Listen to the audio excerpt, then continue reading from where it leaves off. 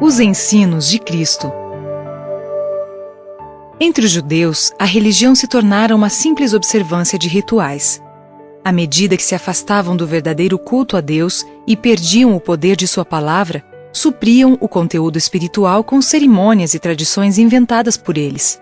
Somente o sangue de Cristo pode purificar do pecado. Somente seu poder pode livrar o homem de pecar. Mas os judeus dependiam das próprias obras e cerimônias da religião para obter a salvação. Por causa do zelo com que se dedicavam ao desempenho dos atos exteriores, julgavam-se justos e dignos de ocupar um lugar no reino de Deus. Suas esperanças se fixavam nas coisas seculares. Anelavam riquezas e poder que achavam ser o prêmio merecido de sua suposta piedade. Aguardavam o estabelecimento do reino do Messias na terra e achavam que ele haveria de dominar como um grande príncipe entre os homens. Esperavam receber valores e prestígio terrenos por ocasião de sua vinda. Jesus sabia que suas esperanças seriam frustradas. Ele viera ensinar a eles algo muito melhor do que procuravam. Seu objetivo era restaurar o verdadeiro culto a Deus.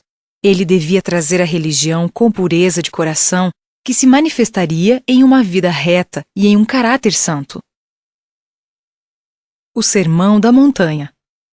Em seu belo Sermão da Montanha, Jesus explicou o que Deus considera mais precioso e o que proporciona a verdadeira felicidade.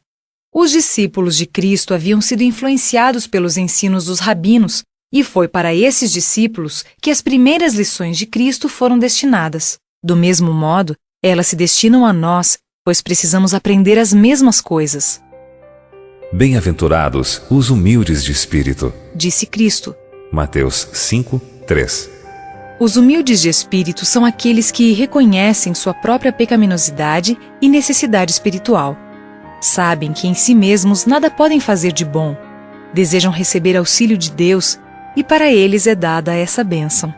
Porque assim diz o alto, o sublime, que habita a eternidade, o qual tem o nome de santo. Habito no alto e santo lugar, mas habito também com contrito e abatido de espírito, para vivificar o espírito dos abatidos e vivificar o coração dos contritos. Isaías 57, 15. Bem-aventurados os que choram. Mateus 5, 4. Isso não significa murmurar ou viver em lamúrias, nem apresentar uma disposição amarga e um semblante mal-humorado, mas a bem-aventurança refere-se aos que se entristecem verdadeiramente por seus pecados e buscam o perdão de Deus. A todos esses ele perdoará generosamente. O Senhor diz: tornarei o seu pranto em júbilo e os consolarei. Transformarei em regozijo a sua tristeza. Jeremias 31, 13. Bem-aventurados os mansos. Mateus 5, 5. Disse Jesus: aprendei de mim, porque sou manso e humilde de coração, e achareis descanso para a vossa alma. Mateus 11, 29. Quando era maltratado, Jesus pagava o mal com o bem. Nisso ele nos deu exemplo para que agíssemos do mesmo modo. Bem-aventurados os que têm fome e sede de justiça. Mateus 5, 6. Justiça é a prática de ações corretas, é a obediência à lei de Deus, pois nessa lei tais princípios estão arrolados. A Bíblia diz: todos os teus mandamentos são justiça. Salmo 119, 172. Por seu próprio exemplo, Cristo nos ensinou a obedecer a tais preceitos. A justiça da lei é vista em sua própria vida. Temos fome e sede de justiça quando desejamos ter pensamentos, palavras e ações semelhantes aos de Cristo. E podemos ser semelhantes a Ele se desejarmos. Podemos ter nossa vida como sua vida e nossas ações em harmonia com a lei de Deus. O Espírito Santo trará o amor de Deus ao coração, de modo que nos deleitaremos em cumprir sua vontade. Deus está mais disposto a dar o seu Espírito do que os pais em oferecer bons presentes aos filhos. Sua promessa é: pedi e dar-se-vos-á. Lucas 11, 9. Todos os que têm fome e sede de justiça serão fartos. Mateus 5, 6. Bem-aventurados os misericordiosos. Mateus 5, 7. Ser misericordioso é tratar as pessoas melhor do que merecem. Assim Deus nos tem tratado. Ele tem prazer em atos de misericórdia. É compassivo para com os ingratos e maus. Do mesmo modo, nos ensina a tratar os semelhantes. Sede uns para com os outros benignos, compassivos, perdoando-vos uns aos outros, como também Deus, em Cristo, vos perdoou. Efésios 4:32. Bem-aventurados os limpos de coração. Mateus 5:8. Deus dá mais valor ao que somos do que àquilo que dizemos que somos. Ele não se importa com nossa aparência exterior. O que deseja é que sejamos puros de coração. Então todos os nossos atos e palavras serão justos. Davi orava: Cria em mim, ó Deus, um coração puro. Salmo 51:10. As palavras dos meus lábios e o meditar do meu coração sejam agradáveis na tua presença, Senhor, rocha minha e redentor meu. Salmo 19:14. Essa deve ser a nossa oração. Bem-aventurados os pacificadores. Mateus 5:9. Aquele que tem o espírito manso e humilde de Cristo será um pacificador. Tal disposição não provoca discussões ou refuta com palavras ofensivas. Antes, torna o lar um lugar feliz e traz uma suave atmosfera de paz que envolve a todos. Bem-aventurados os perseguidos por causa da justiça. Mateus 5:10. Jesus sabia que por amor a ele muitos de seus discípulos seriam lançados na prisão e muitos seriam mortos, mas aconselhou-os a não se entristecer por isso. Nada pode causar dano àqueles que amam e seguem a Jesus. Ele os acompanhará em todos os lugares. Podem ser mortos por causa do Evangelho, mas Cristo lhes dará a vida eterna e uma coroa de glória. E de seu exemplo, outros aprenderiam a respeito do amável Salvador. Cristo disse aos discípulos: Vós sois a luz do mundo. Mateus 5:14.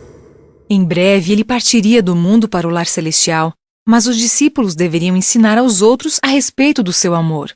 Deveriam continuar iluminando. A luz do farol, brilhando na escuridão, guia os navios ao porto com segurança. Do mesmo modo, os seguidores de Cristo brilham neste mundo escuro para guiar seres humanos ao lar celestial. Isso é o que todos os seguidores de Cristo devem fazer. Ele os chama para serem cooperadores na salvação de outros. Amor, a base da lei. Tais ensinamentos eram estranhos e novos para os ouvintes de Jesus, e por isso ele os repetiu muitas vezes. Certa vez, um doutor da lei veio à sua presença e lhe perguntou: Mestre, que farei para herdar a vida eterna? Então Jesus lhe perguntou: Que está escrito na lei? Como interpretas? A isto ele respondeu: Amarás o Senhor teu Deus de todo o teu coração, de toda a tua alma, de todas as tuas forças e de todo o teu entendimento. E amarás o teu próximo como a ti mesmo.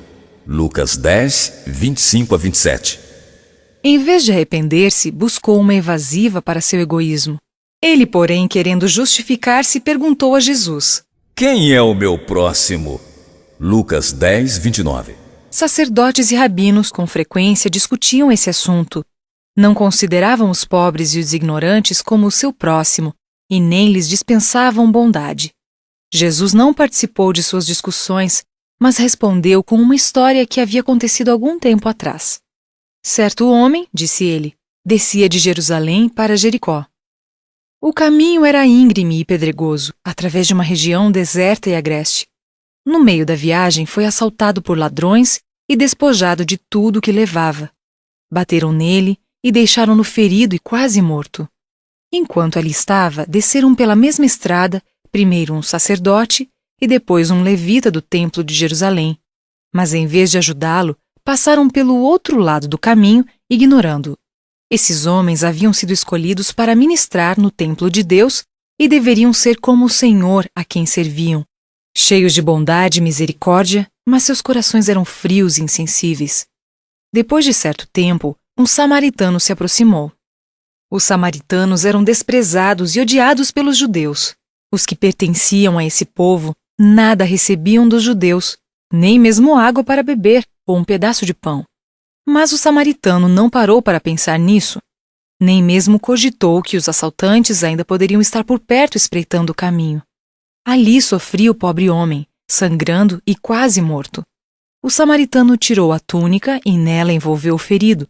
Deu-lhe bebida e tratou seus ferimentos com azeite. Depois colocou-o sobre o animal e levou-o a uma hospedaria, onde cuidou dele a noite toda. No dia seguinte, antes de partir, pagou ao hospedeiro para que cuidasse dele até que se recuperasse.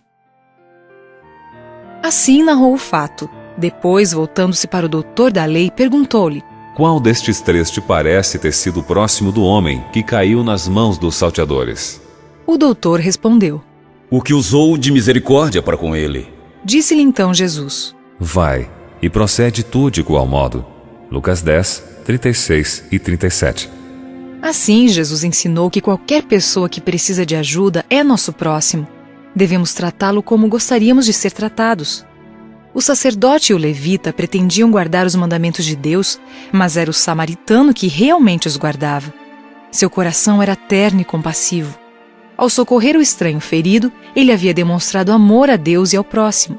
É agradável ao Senhor que façamos o bem uns aos outros, pois assim demonstramos nosso amor a Ele e àqueles que nos cercam. Um coração bondoso e compassivo vale mais do que todas as riquezas do mundo. Os que vivem para fazer o bem demonstram que são filhos de Deus. Esses são os que habitarão com Cristo em seu reino.